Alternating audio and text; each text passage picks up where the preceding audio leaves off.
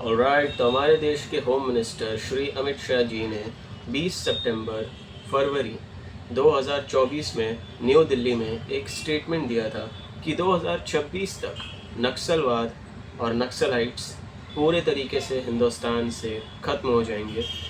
लेकिन असलियत तो ये है कि 2026 भी आ गया, मार्च भी आ गया, आगे चला भी गया और अभी फ़िलहाल को अप्रैल चल रहा है, लेकिन स्टिल नक्सलवाद इज़ हियर। अभी भी नक्सलवाद इस देश में है। हालांकि काफ़ी ज़्यादा कम हो चुका है, लेकिन अभी भी एग्जिस्ट करता है। अब देखते हैं कि आगे जाकर ये जो नक्सलवाद है इसे ख़त्म करने में और कितना ज़्यादा टाइम लगता है। लेकिन सवाल ये है कि ये नक्सलवाद आखिर शुरू कहाँ से हुआ, और ये जितने भी नक्सलवादी है, ये जितने भी नक्सलाइट हैं, इनकी जितनी भी एक्टिविटीज़ है, ये सारी चीज़ें सिर्फ एक ही चीज़ के आसपास घूमती है, कम्युनिज़्म। तो फर्स्ट ऑफ ऑल तो हम बात करेंगे कि ये कम्युनिज़्म कहाँ से शुरू हुआ, कम्युनिज़्म का नक्सलिज़म से क्या लेना देना है, कैसे ये रशिया, चाइना, फिर इंडिया में पहुँचा, और इंडिया में कैसे शुरू हुआ, किसने शुरू किया, कैसे शुरू किया, और कैसे ये सब ख़त्म हुआ, और कैसे नक्सलिज़म आने वाले कुछ सालों में इंडिया से पूरे तरीके से मिट जाएगा। इसके बारे में आज की इस वीडियो में हम बात करने वाले हैं। तो हेलो, नमस्ते, अस्सलाम वालेकुम, सत श्री अकाल, नमो बुद्धाय। तो कैसे हैं आप सभी लोग। आज की इस वीडियो में हम बात करने वाले हैं नक्सलवाद के बारे में, कैसे ये नक्सलवाद शुरू हुआ और कैसे आगे जाकर पूरे तरीके से ये इंडिया से ख़त्म हो जाएगा। तो देखिए, नक्सलवाद जुड़ा हुआ है कम्युनिज़म से। तो सबसे पहले हम कम्युनिज़म की बात करते हैं और ये जानते हैं कि कम्युनिज़म आखिर कैसे शुरू हुआ, क्यों शुरू हुआ और किसने शुरू किया। तो देखिए, इन सब के लिए हमें जाना पड़ेगा इतिहास में। उस समय जब 80s और 90s का टाइम चल रहा था और पूरी दुनिया में European powers, British, Spanish, Dutch, Danish, Italian, French, Portuguese और भी कई सारी यूरोपियन पावर्स का राज हुआ करता था, जो अलग अलग कॉन्टिनेंट्स के अलग अलग कंट्रीज़ को कॉलोनाइज कर रही थी लगातार। और उस वक्त इंडिया भी ब्रिटिशर्स के कंट्रोल में आ चुका था पूरे तरीके से, जब उन्होंने मैसूर के राजा टीपू सुल्तान को हरा दिया था। उसके बाद सिख एम्पायर और बर्मा एम्पायर को भी उन्होंने हरा कर पूरे इंडिया पर कब्जा कर लिया था। उस टाइम पर यूरोप में एक रेवोल्यूशन हुआ जिसे इंडस्ट्रियल रेवोल्यूशन कहा जाता है, जहाँ पर कई सारे अलग अलग इंडस्ट्रीज ने क्या किया कि उन्होंने जो मैनुअल काम किया जाता है इंसानों के द्वारा, उस चीज़ को रिप्लेस करके बड़ी बड़ी मशीनों के थ्रू काम करना शुरू किया। साथ ही साथ स्टीम इंजन, रेलवेज़, फैक्ट्रीज़, बड़ी बड़ी इंडस्ट्रीज़ लगाकर जो हाई लेवल के प्रोडक्शंस होते हैं उसे बढ़ावा दिया।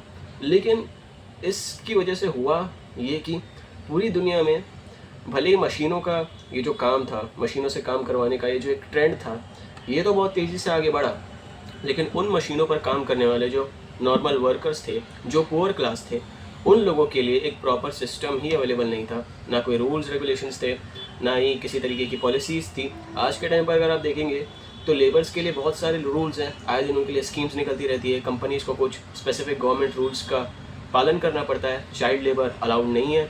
अगर लेबर्स के साथ कुछ भी गलत हुआ तो लेबर्स कंप्लेंट कर सकते हैं, एफआईआर भी फाइल कर सकते हैं। लेकिन ये तो शुरुआती दौर था, जब इंडस्ट्रियल रेवोल्यूशन की सिर्फ और सिर्फ शुरुआत हुई थी। और उस टाइम पे जो गवर्नमेंट थी उसके ऊपर भी जो पावरफुल लोग थे, जो कैपिटलिस्ट लोग थे, उन लोगों का इन्फ्लुएंस था। तो उन्होंने क्या किया, भर भर के जो पुअर क्लास थे उन लोगों का एक्सप्लॉयटेशन करना शुरू कर दिया। और जो छोटे छोटे बच्चे थे उनसे तक 15 20 घंटे तक काम कराया जाता था दिन में, और उनको ढंग की सैलरी तक नहीं दी जाती थी। औरतें, बच्चे, बूढ़े, बड़े, सबसे काम कराए जाते थे। भर भर के उनको बड़ी बड़ी मशीनों के ऊपर काम कराया जाता था, जिस वजह से कई बार कई सारे वर्कर्स जो थे वो काम करने के दौरान या तो बेहोश हो जाते थे, या फिर किसी मशीन में अड़ के मर जाते थे, किसी मशीन में गिर के मर जाते थे, उनकी मौत हो जाती थी, या फिर किसी बीमारी की वजह से उनकी मौत हो जाती थी।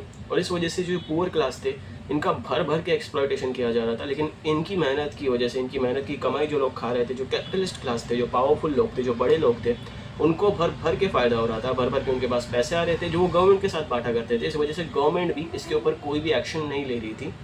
और इसी वजह से ये जो पूरा का पूरा सिस्टम था, ये एक पार्टी के फेवर में चला गया, जो थी कैपिटलिस्ट पार्टी। और जो पुअर क्लास थी उनके फेवर में कुछ भी नहीं था, सिर्फ उनका एक्सप्लॉयटेशन हो रहा था।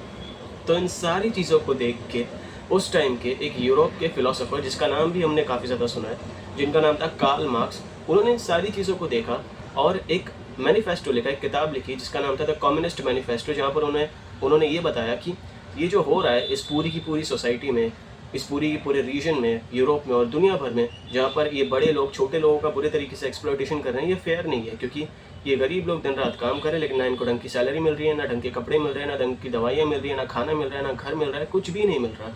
लेकिन ये जो कैपिटलिस्ट लोग हैं, जो उतनी ज़्यादा मेहनत भी नहीं कर रहे, इन्हें भर भर के पैसा मिल रहा है और गवर्नमेंट भी कुछ नहीं कर रही, तो अगर हमें इन सारी चीज़ों को फेयर रखना है तो हमें क्लासलेस सोसाइटी बनानी पड़ेगी, जहाँ पर किसी भी एक पर्टिकुलर पर्सन के पास पावर नहीं होगी।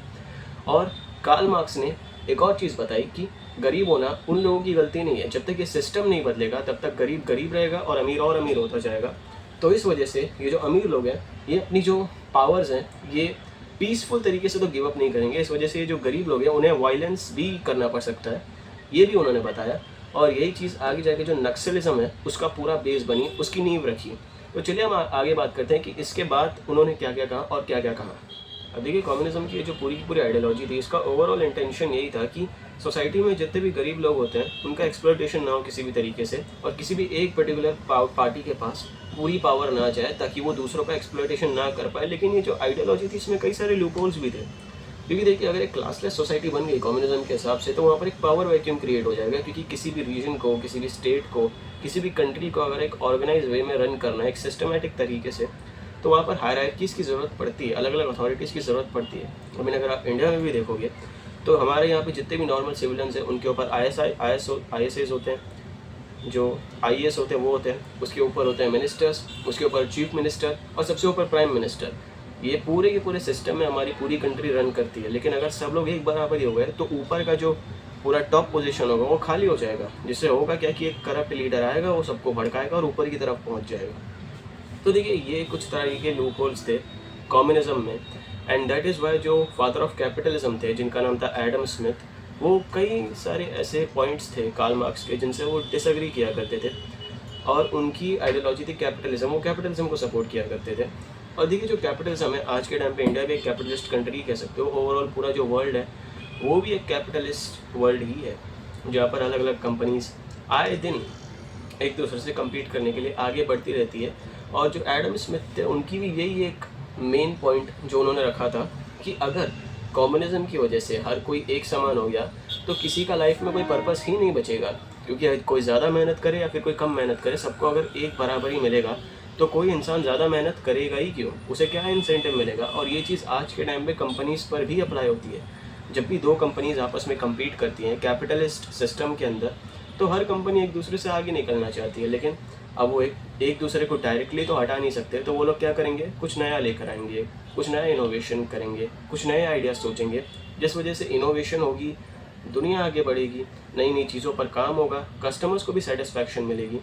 लेकिन इस कैपिटलिज्म की आइडियोलॉजी में भी एक लूप होले कि अगर कोई कंपनी सच में इतनी ज़्यादा बड़ी बन गई तो वो भी आगे जाके एक्सप्लॉयटेशन कर सकती है। और इसका एग्जांपल आज हम देखते हैं और इसको एक्सपीरियंस भी करते हैं। जब भी कोई कंपनी अपने किसी कस्टमर को कुछ एक्स्ट्रा देती है, कुछ बढ़िया सर्विस देती है बाकी कंपनीज़ के कंपैरिजन में, तो इसका मतलब ये नहीं है कि उस कंपनी को अपने जो कस्टमर्स हैं उनसे बहुत ज़्यादा लगाव है, ऐसा बिल्कुल भी नहीं है। सिर्फ इसलिए क्योंकि वो बाकी कंपनीज़ के कंपैरिजन में ज़्यादा आगे जाना चाहती है, उन्हें कंपटीशन से हटाना चाहती है। अदरवाइज़ अगर हम ऐसी कंपनीज़ की बात करें जिनकी किसी एक पर्टिकुलर सेक्टर में मोनोपोली है, तो वो लोग अपने कस्टमर्स को अपनी सर्विस कितने भी दाम में बेच सकते हैं, उन्हें कस्टमर की तकलीफ से कोई फ़र्क नहीं पड़ेगा। अगर आप जियो की बात करो तो जियो की मोनोपोली है आज के टाइम पे टेलीकॉम में, इस वजह से तो जब रिचार्ज के प्राइसेस बढ़े तो कितने लोग थे जिन्होंने बाकी की कंपनीज़ में शिफ्ट किया, क्योंकि उनकी मोनोपोली बन चुकी है।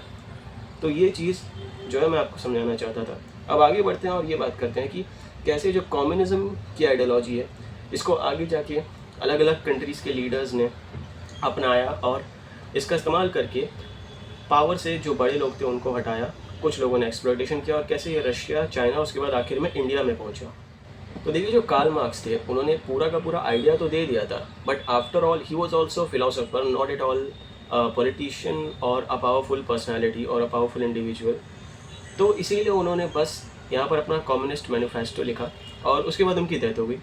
लेकिन इसकी वजह से जितने भी जो पुअर क्लास के लोग थे उन्हें समझ में आ गया कि हाँ, गरीब होना हमारी गलती नहीं है, गलती इस सिस्टम की है जो हमें गरीब रखे हुआ है, हमें गरीब रख रखा है इस सिस्टम ने, और अमीर को और अमीर बना रहा है और हमें एक्सप्लॉइट कर रहा है पूरे तरीके से। अब आगे जाके टाइम बीतता है और उसके बाद होती है रशियन रेवोल्यूशन, जहाँ पर व्लादिमीर लेनिन नाम के एक बहुत ही फेमस लीडर, जिनके बारे में शायद आपने सुना भी होगा, उन्होंने कम्युनिज्म के इस आइडिया को उठाकर अपना बेस बनाकर पूरा जितने भी गरीब लोग थे रशिया के अंदर, जितने भी किसान लोग थे, उनको अपने साथ लेकर रशिया के जो राजा थे, जिसे खिज़ार कहा जाता है, उसके अगेंस्ट में रिवोल्ट कर दिया। और ये रेवोल्यूशन इतना बड़ा हो गया कि जो खिज़ार थे उन्हें सरेंडर करना पड़ गया, उन्हें गद्दी से हटा दिया गया और लेनिन जो थे वो रशिया के नए लीडर बन गए। रशियन रेवोल्यूशन के बारे में और भी कई सारे अमेजिंग फैक्ट्स हैं, लेकिन उसके बारे में हम किसी और वीडियो में बात करेंगे।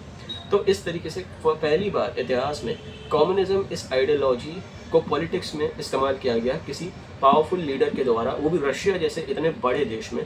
तो जाहिर सी बात है इसका इन्फ्लुएंस आगे जाके और भी ज़्यादा फैला। अभी कम्युनिज्म की जो आग थी ये धीरे धीरे रशिया से निकल के इंडिया तक पहुंच गई। अब देखिए उस टाइम पे यूएसएसआर जो था वो बहुत ज़्यादा बड़ा देश था, क्योंकि वो रशिया नहीं था, वो यूएसएसआर था। और रशिया से जो थे 10 से भी ज़्यादा देश अलग हुए थे, लेकिन जो यूएसएसआर का जो ईस्टर्न साइड था वो नीचे की तरफ से इतना ज़्यादा बड़ा था कि वो लिटरली इंडिया के कश्मीर को टच किया करता था।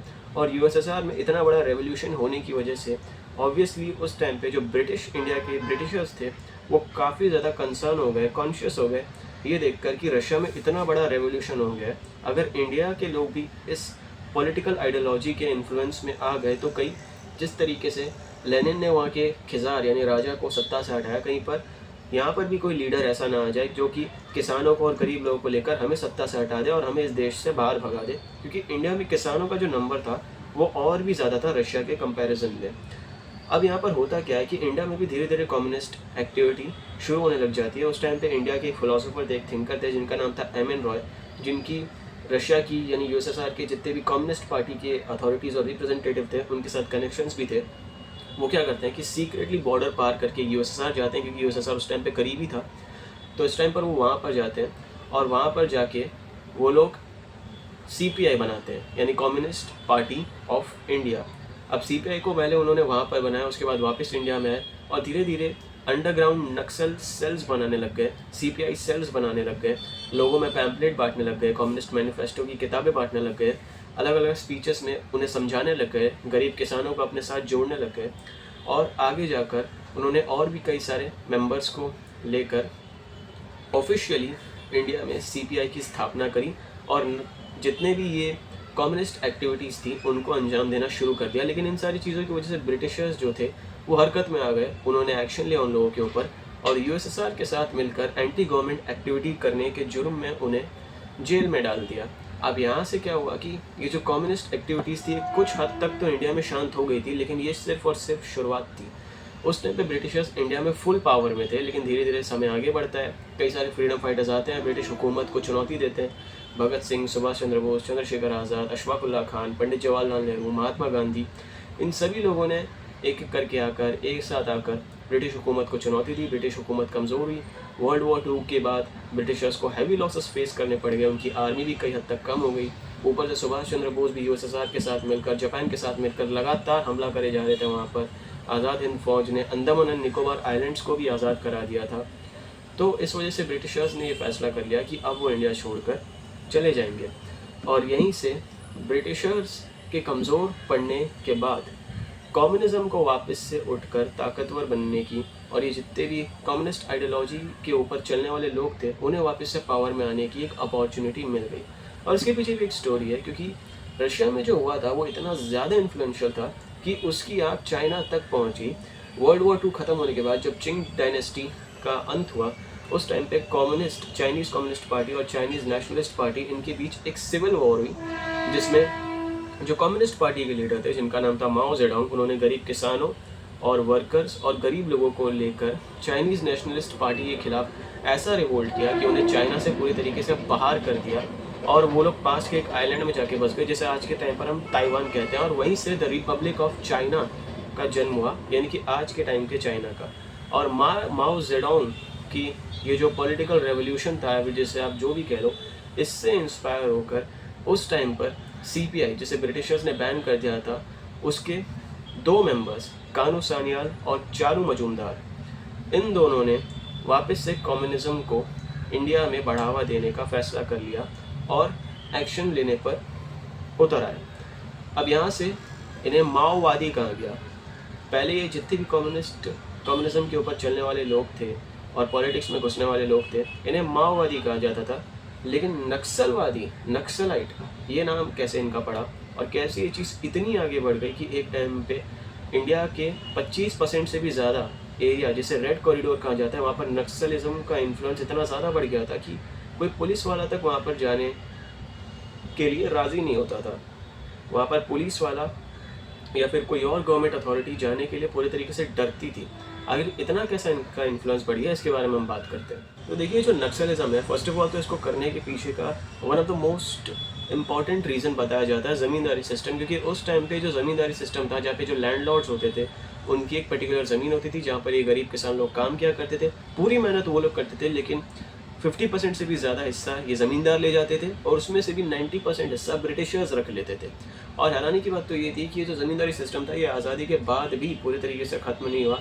दैट इज़ वाई जब 1947 में हमारा देश आज़ाद हुआ, नेहरू जी की सरकार आई, नेहरू जी प्राइम मिनिस्टर बने, उसके बाद भी जो किसान लोग थे पूरे तरीके शांत नहीं हुए और वो लोग लगातार प्रोटेस्ट करते जा रहे थे। लेकिन ये नक्सलिज्म तब शुरू हुआ जब नक्सलबाड़ी गांव, जो कि वेस्ट बंगाल में, वहाँ पर एक किसान जिसका नाम था विमल किसान, एक ज़मींदार ईश्वर टिर्के ने उसकी ज़मीन पर ज़बरदस्ती कब्जा कर लिया। उसने कोर्ट में केस डाला, लेकिन उस टाइम पर हुआ क्या कि उसने केस तो बल्कि जीत लिया, लेकिन जब वो खुश होकर अपने खेत में वापस से काम करने के लिए गया, तब ईश्वर टिर्के के लोगों ने उसे मारकर वहाँ से भगा दिया। अब उस टाइम पे जो सीपीआई थी, वो डेमोक्रेटिक तरीके से, राजनीतिक तरीक़ों से पावर में आना चाहती थी, क्योंकि देखा जाए तो आफ्टर ऑल वो लोग भी सिर्फ किसानों का हक ही चाहते थे, बस उनके जो तौर तरीके थे वो गलत थे।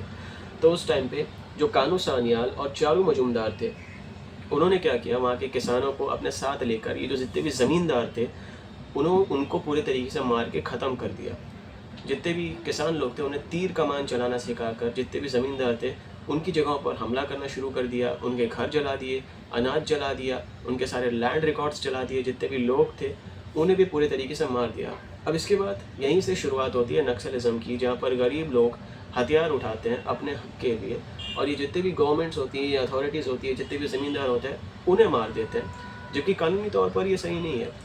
तो दैट इज़ वाई जब पुलिस वाले वहाँ पर आए तो एक पुलिस वाले के ऊपर भी तीर कमान से फायरिंग चालू कर दी, जिस वजह से जो पुलिस डिपार्टमेंट था वो बहुत ज़्यादा गुस्से में आ गया।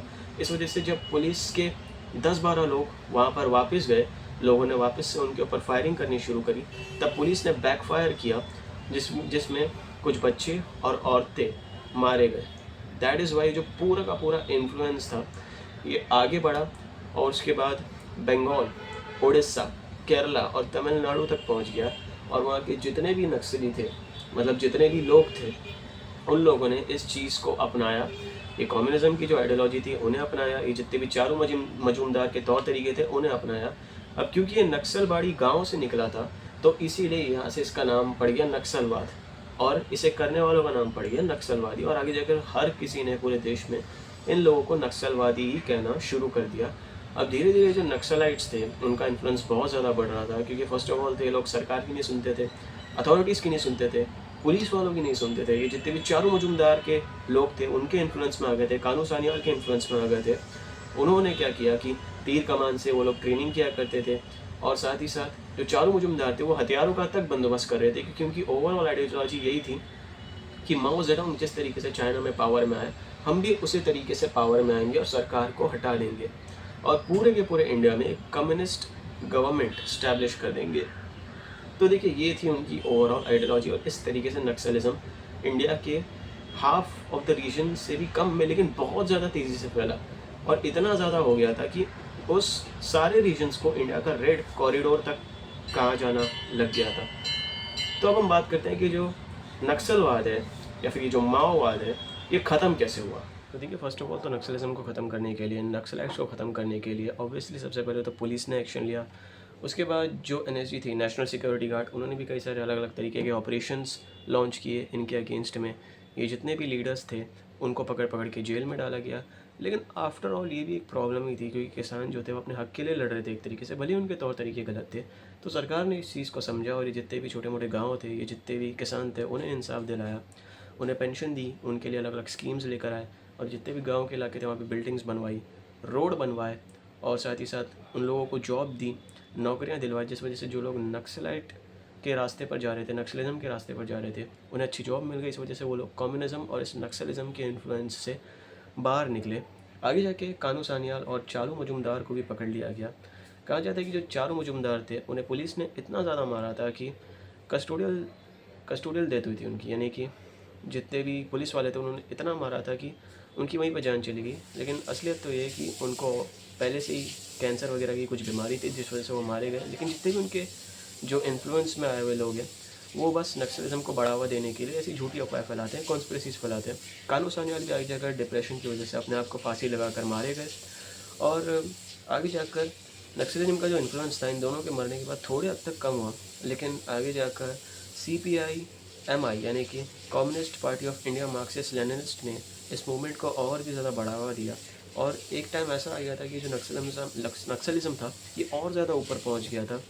लेकिन हुआ ये कि इंदिरा गांधी जी ने नेशनल इमरजेंसी डिक्लेयर कर दी, जिस वजह से जितने भी नक्सलाइट्स के लीडर्स थे उन्हें वापस से पकड़ के जेल में डाला गया।